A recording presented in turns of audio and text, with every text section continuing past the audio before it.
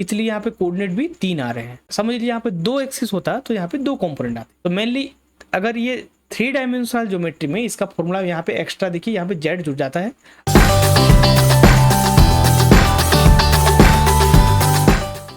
Hello everyone, welcome to my YouTube channel. आज के video में हम 3D का एक टॉपिक के ऊपर बात करेंगे, एक फॉर्मूला के ऊपर डिस्कस करेंगे जिसका नाम है डिस्टेंस फॉर्मूला। ये कोऑर्डिनेट ज्योमेट्री का भी एक टॉपिक है और क्लास 12 में जो 3D है वहाँ पे भी ये बहुत इंपॉर्टेंट फॉर्मूला है। विदाउट डिस्टेंस फॉर्मूला बहुत सारे न्यूमेरिकल करना बहुत डिफिकल्ट हो जाता है। आप हर जगह आपको डिस्टेंस फॉर्मूला यूज करना पड़ेगा। 3 डायमेंशनल ज्योमेट्री में, न्यूमेरिकल्स में भी आता ही है। तो मैं ये जो वीडियो आज बनाने वाला हूँ ये बहुत सिंप्लीफाइड लैंग्वेज में, बहुत बेसिक लैंग्वेज में आपको बताने वाला हूँ। आपको अगर कुछ भी पता नहीं है डिस्टेंस के बारे में, डिस्टेंस फॉर्मूला के बारे में कुछ भी अगर पता नहीं है, कोऑर्डिनेट ज्योमेट्री के बारे में, तो आप इनिशियली ये वीडियो को देख के शुरू कर सकते हैं। तो चलिए वीडियो को शुरू करते हैं। तो पहले देखिए यहाँ पे 2 पॉइंट दिया गया है। जैसे डायग्राम में देखिए 2 पॉइंट दिया गया है। पहला पॉइंट कौन सा है, यहाँ पे देखिए पहला पॉइंट कौन सा है, पी पॉइंट, और इसका कोऑर्डिनेट कौन कौन सा गिवन है, x1 y1 z1 गिवन है। और सिमिलरली एक पॉइंट यहाँ पे क्या है, q पॉइंट है, जिसका भी कोऑर्डिनेट आपको गिवन है x2 y2 z2 गिवन है। और मैंने देखिए ये 3 डायमेंशनल ज्योमेट्री, यहाँ पे 3 axis, x axis, second y axis, then z axis. तो यहाँ पे 3 अगर एक्सिस है इसलिए यहाँ पे कोऑर्डिनेट भी 3 आ रहे हैं। समझ लीजिए यहाँ पे 2 एक्सिस होता तो यहाँ पे 2 कंपोनेंट आते। तो मेनली अगर ये 3 डायमेंशनल ज्योमेट्री में इसका फॉर्मूला यहाँ पे एक्स्ट्रा देखिए, यहाँ पे जेड जुड़ जाता है।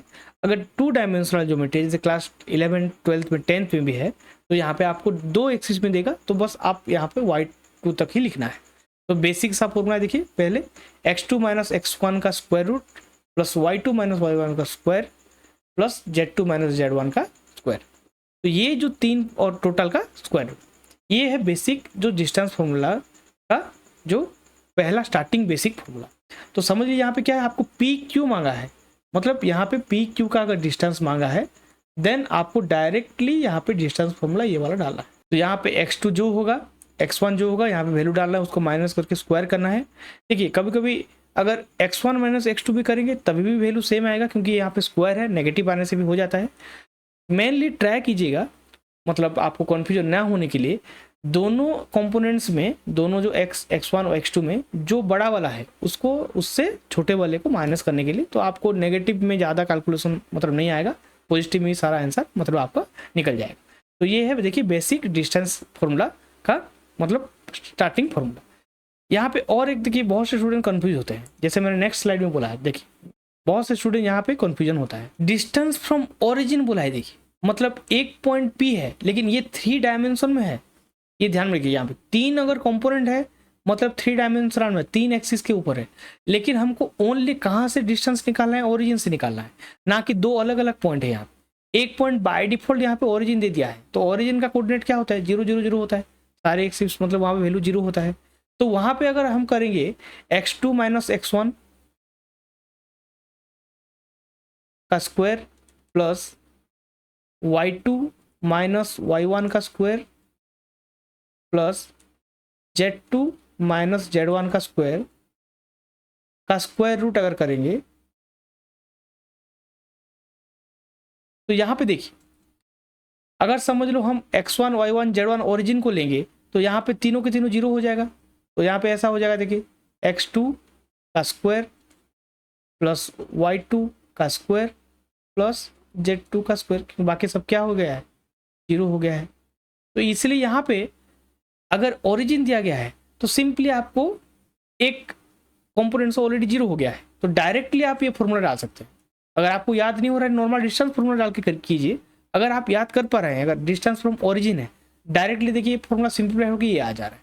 तो जो भी कोऑर्डिनेट दिया होगा बस उसका स्क्वायर निकालना है, जैसे मैग्नीट्यूड निकालते हैं, वेक्टर चैप्टर में से मैग्नीट्यूड निकालते हैं, वहाँ पे ये सेम उस टाइप का आपका हो जाएगा। और एक एक्स्ट्रा बोनस टिप मैं आपको देना चाहता हूँ। देखिए यहाँ पे मैंने ये फॉर्मूला कैसे पाइथागोरियन थ्योरम से रिलेटेड है और कैसे सेम फॉर्मूला डिस्टेंस फॉर्मूला को यूज करके पाइथागोरियन थ्योरम यहाँ पे रिलेट कर रहे हैं। यहाँ पे देखिए क्या क्वेश्चन है, distance formula from Pythagorean theorem. क्या ये पहला है राइट एंगल ट्रायंगल, समझिए यहाँ पे मैं, ये है ए पॉइंट,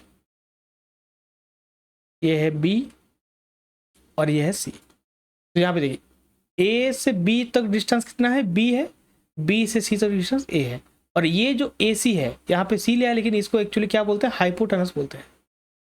तो ये हाइपोटेनस का फॉर्मूला है, हम सबको पता है, हाइपोटेनस इक्वल टू, यहाँ पे बी सी को ए लिया है ए स्क्वायर प्लस ए बी को बी लिया है बी स्क्वायर का स्क्वायर रूट। ये ऑलरेडी पाइथागोरस थ्योरम हो गया, बस यहाँ पे एच की जगह यहाँ पे ये सी लिया है, स्क्वायर का रूट ऑफ। तो यहाँ पे देखिए मैन, अगर समझ लीजिए हम ये ईच पॉइंट में कोऑर्डिनेट देंगे, यहाँ पे देखिए कोऑर्डिनेट दिया है, ये बी पॉइंट, ये सी पॉइंट, बी का भी देखिए यहाँ पे क्या है, कोऑर्डिनेट दिया है x2 y2। तो अगर यहाँ पे डिस्टेंस फॉर्मूला हम डालेंगे, देखिए किसको निकालना है, हमको ए बी निकालना है। सेम यहाँ पे भी ए बी जो है क्या है, हाइपोटेनस है। तो ए बी अगर डिस्टेंस हमको निकालना है, क्या हो जाएगा, x2 माइनस x1 का square plus y2 minus y1 का स्क्वायर का रूट ओवर हो जाएगा। तो ये अगर x2 माइनस x1 को देखें यहाँ पे, तो ये सिमिलरली क्या है, देखिए a है, a है, और y2 माइनस y1 का कौन क्या है, यहाँ b है।